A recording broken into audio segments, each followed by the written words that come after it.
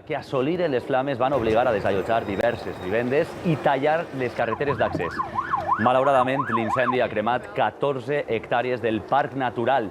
Les investigacions apunten a un foc intencionat i es produeix després d'altres incendis anteriors pels quals ja hi ha una persona investigada i en llibertat. El veïnat critica la deixadesa de la zona. En aquest incendi van veure flames que superaven l'alçada dels edificis que amenaçaven. Li hem fet l'encàrrec a l'enginyer forestal i col·laborador de la Via Verda, Ferran Dalmau, que ens explique com l'acumulació de massa forestal pot traduir-se en aquesta altra imatge. Com l'acumulació de massa provocada pels camps abandonats afecta la propagació del foc. Ens ha dit això. Esta setmana els companys de la Via Verda s'han preocupat per els focs que han ocorregut al Saler. M'han demanat que expliqui una miqueta el per què estem veient aquest tipus d'incendis. Una de les raons fonamentals, l'estat d'abandonament en el que se troben moltes de les nostres zones forestals. Jo ara mateix estic en el que era un camp de cultiu, un antic camp de cultiu d'oliveres, que fa dècades que se va abandonar i que des de fa dècades ningú ha gestionat. Aquesta zona acumula, com podeu veure a la meva esquena, moltíssima càrrega de combustible. Parlem de combustible quan parlem d'incendis forestals perquè al final és el motor de l'incendi, és el que crema aquest incendi. Aleshores, quanta més quantitat de vegetació fina, seca, morta té una hectàrea, més capacitat té per a generar problemes greus. Estem en el Parc Natural del Saler. Si tenim aquesta càrrega de combustible tan brutal que tenim així, el que tenim són incendis d'alta intensitat. El problema el tenim en que, clar, estos combustibles s'anomenen combustibles en escalera. Així podeu veure aquest combustible en escalera que puja fins a la copa de l'arbre. I, clar, si jo intento accedir així dins, evidentment és impossible. O sigui, així dins és que ni els animals poden accedir així dins. Penseu una cosa, la longitud de la flama d'un incendi és 2 vegades o 3 vegades l'altura de la vegetació.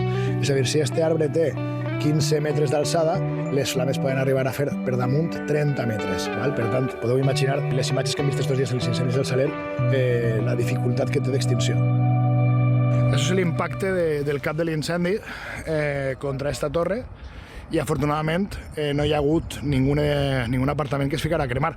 Fins i tot, per espurnes, esta casa, si se n'adoneu, ha hagut un xicotet inici d'ignició. I mireu lo prop que han tingut el foc. En aquest cas, el jardí ha fet de tallafocs i ha sostingut.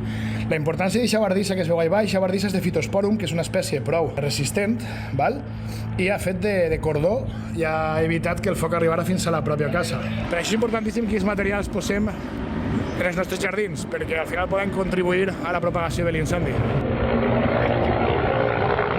En la base de l'incendi del Saler hi ha una grandíssima càrrega de combustible i això implica que quan el foc enganxa amb moltíssima intensitat. Així sí que s'ha desbrossat, sí que s'ha eliminat tota la enfiladissa que puja a les capçades dels arbres i com podeu observar, aquesta és una hectàrea en la que te pots moure, pots caminar, pots accedir. En cas d'incendi, així el foc tindria molt més complicat pujar a les copes dels arbres. Si no ho gestionem nosaltres, ho acabarà gestionant el foc. I com a societat tenim que plantejar-nos un dilema molt simple, al meu parer. Podem gestionar els boscos i tindre espais naturals en bones condicions, invertir en verd, o podem seguir pagant en negre, apagant incendis forestals. Mentrestant, m'acomiado de vostès, salut, trellat i sostenibilitat.